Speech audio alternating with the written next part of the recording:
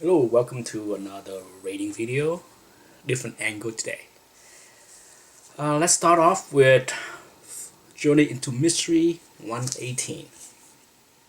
Okay, you have the first intro of the Destroyer. Good name, but this is one of those few occasions where I think the movie version is better than what was created. Okay, for those that are not familiar with this book, the Destroyer is, I wouldn't say he's a robot, but he's an entity where he need a host nearby in order to reanimate him. I'm not crazy about his creation. Power wise, he's extremely powerful. I mean, he kicked Thor butt in this issue, and you need to buy the next issue in order to know what happened and how Thor figured out a way to defeat the Destroyer. But so because he need a host nearby to reanimate him, he's always almost like a pawn in a story.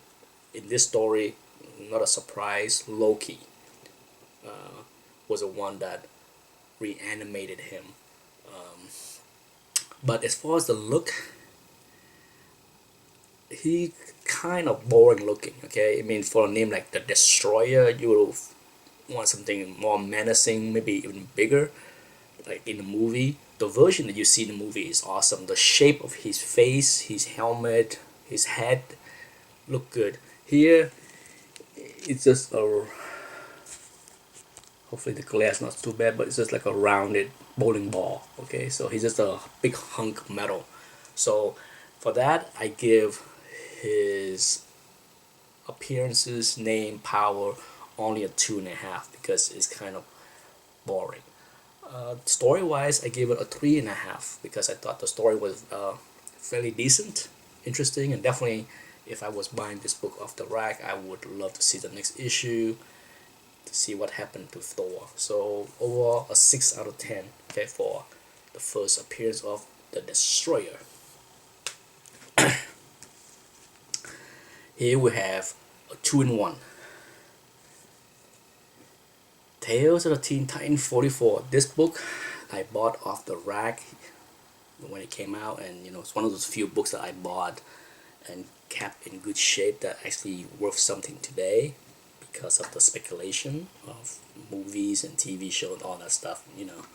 But here, story, I give it a 4. I mean, the Judas Contract, the storyline is actually pretty decent. It's quite a decent, good story by Perez and Wolfman. So I'm sure many Teen Titan fans out there have already read this story. If you haven't, you would not be disappointed. You have Deathstroke here, good story. As far as the intro of Nightwing, basically it's Robin in a different uniform. Okay, so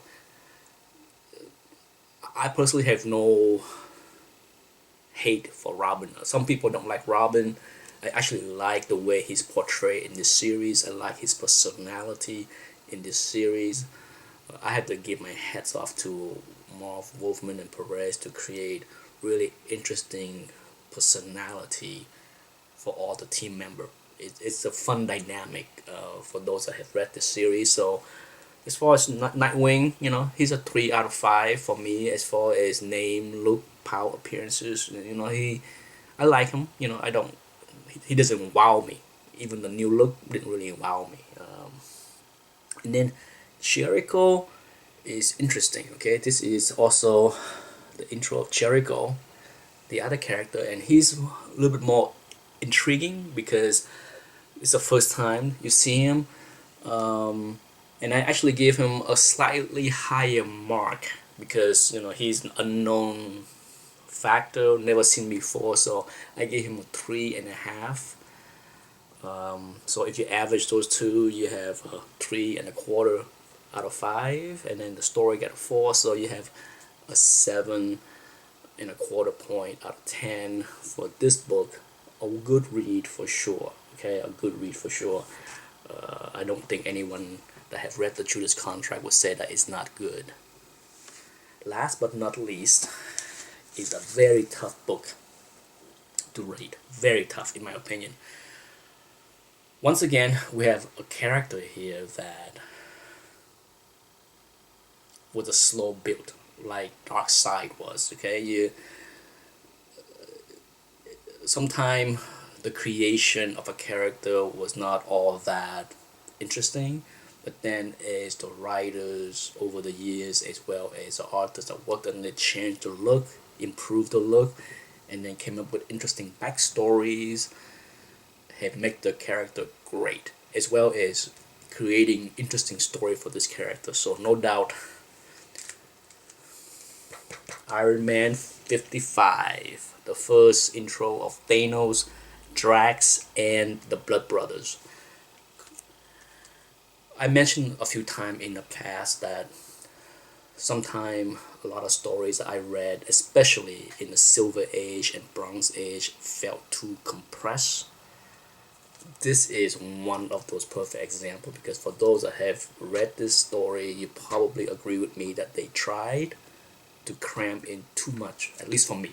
Okay, I can tell you, I felt that what was going on in this book could have been told in 2 or even 3 issues. So for them to squeeze in the intro of Drax and how he seek out the help of Iron Man, and go into the backstory of how Drax and Thanos first met and how they fight and why there's a hate between them. Like I said, it's a lot going on in this book that in 20 pages I don't think did a good job in storytelling. Okay, but I haven't shown this book before, so at the end of the video I give you a look inside, and I will flip through the pages, and hopefully you will see what I've talked about. As far as, you know, it's a non-linear storytelling. So in this book, in the 20 pages, you have quite, I think, at least 2 occasions where the story jump back and forth between the past and the present. But as far as a character, you know, Thanos in this book was not all that interesting to me. You know, for sure, the way the story unfolded and ended, kind of, it ended with a lot of potential. Okay, I wouldn't say question mark, because you don't get to know Thanos in this story. You don't want to know his true power, and the way he looks. Certainly, the way he evolved a few years later to be much bigger, much more imposing, is a much better looking character than in this book. Okay, he doesn't look anything like he is today. He doesn't have the big jaw, the menacing, thick body type. So, you know, Drax is actually a more interesting character in this storyline, because you get to know more of Drax, see his power. Yeah, because Thanos at the end of this story is actually not Thanos himself. It was a stand-in robot. So you don't want to get to know his true power or see how his true power is. And then the Blood Brother was kind of you know. So overall, you know, I give the storyline a 3.5. Okay, because it's a decent story, but too compressed, and it could have been much more detailed, much more interesting, much more epic.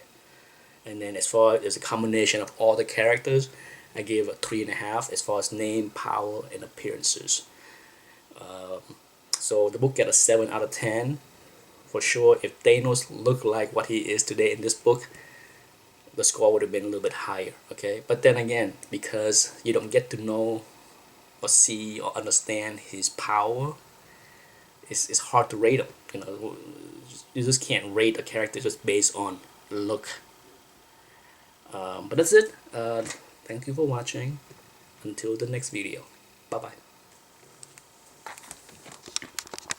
Okay, so here's a close-up look of the Iron Man 55. Beautiful copy.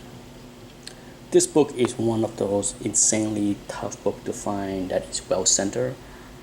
The majority of the book that I saw over the past many years have terribly terrible miswrap on this side of the spine, and for this one it's not bad.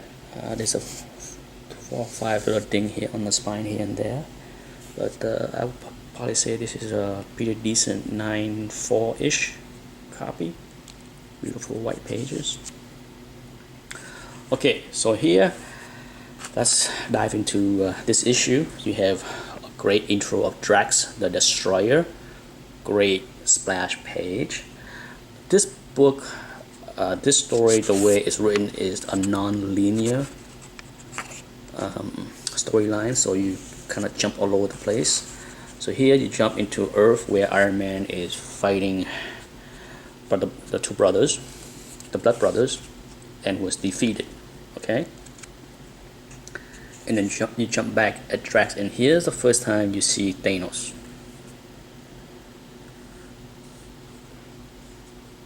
Where Thanos tell Drax that he's aware that Drax is trying to summon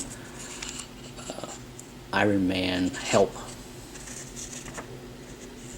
Okay, and then it jump back in time where this is before Iron Man fought the Blood Brothers. So there you go. And then it show you how he was contacted by Drax telepathically. And it gonna give you a real quick, this whole page right here give you a quick overview of Thanos, his brother, okay, and how Drax was created. There you go. So in 2 pages you get a very quick summary of what's going on and why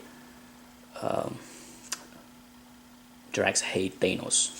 Okay, and here you have the big battle where Thanos defeat Drax and have him capture. So now you jump into the present time once again. Okay, so already you have multiple jumping back and forth point.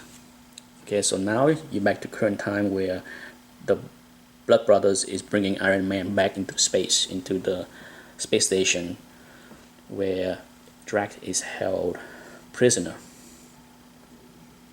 And there you go, that's the first time he met Drax in person. And then he tried to free Drax, and then guess who showed up? Thanos. There you go, there's your full frontal look of what Thanos looked like.